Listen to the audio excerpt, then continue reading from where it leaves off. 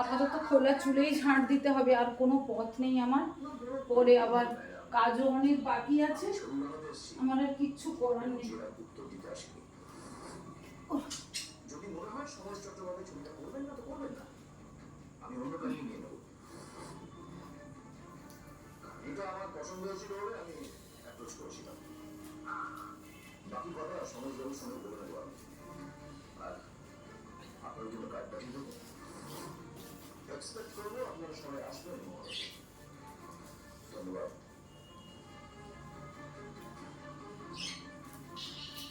কি হলো?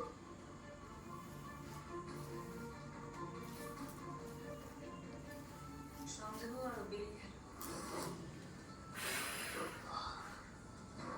তাহলে কি প্রেমটা ছেড়ে দেবো?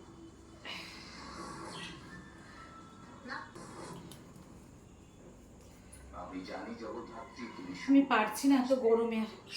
ভাবছি কি ঝাঁটটা দিয়ে নি, তারপরে ভালো করে চুলটা আবার বাঁধবো। পারছি না গরমে। এখানে তোমার সমরেশ তার প্রথম ছবির গল্পে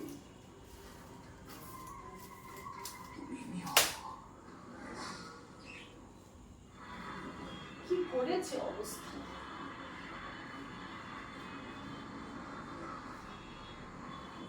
সমরেশটা আমি কিন্তু না বোঝার মতো কোনো কথা বলিনি।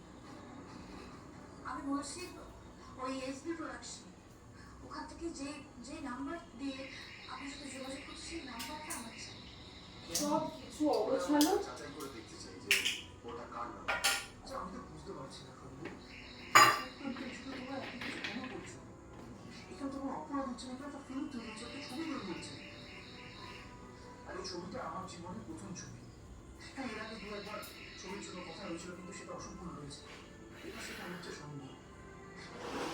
ছবি হচ্ছে, খুব বড় মাপের ছবি হচ্ছে। আর বাংলা ছবির মার্কেটটা তো তোমরা জানো বলো। সেখানে দাঁড়িয়ে সাহিত্যের উপর বেশ করে একটা ছবি তৈরি হচ্ছে, এটা তো অন্য নয়। সেটা থেকে চিত্রনাট্য হবে, ওটার উপর বেশ করে ছবি তৈরি হবে। সমরেশটা আমি বুঝতে পারছি আপনি কি বলছেন, আপনার ইমোশনটা বুঝতে পারছি,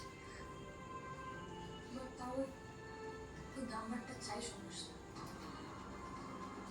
আর আমি যদি নাম্বারটা না দিই, তাহলে সমরেশদা তুমি এই বাড়ি জানো, আমি চাই না তোমার ওপর নজরদারি করতে। ফ্যানটা ছাড়তে একটু বাঁচলাম, বাপরে বাপ এত কষ্ট রাপুনজেলদের, কোনো কাজই করতে পারছি না। আর সব সময় ক্লিপ লাগিয়ে ভালো লাগে না, তাই না? মাথার মধ্যে আটকে থাকে, লাগে, মানে এমনি খোপা করে আমি কাজই করতে পারছি না।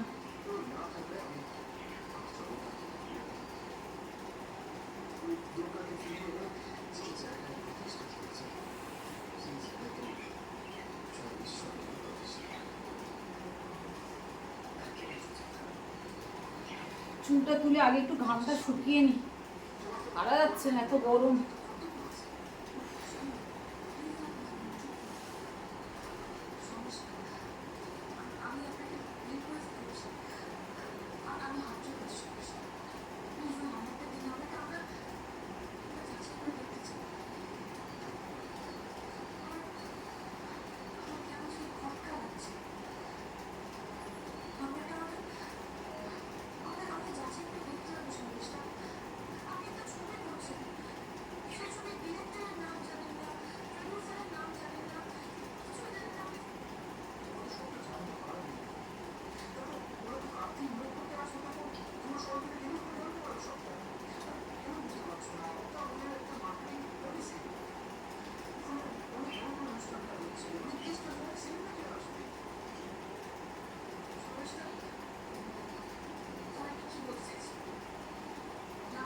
এবার একটু ক্লিপ আটকাতেই হবে, নাহলে আবার খুলে পড়ে যাবে।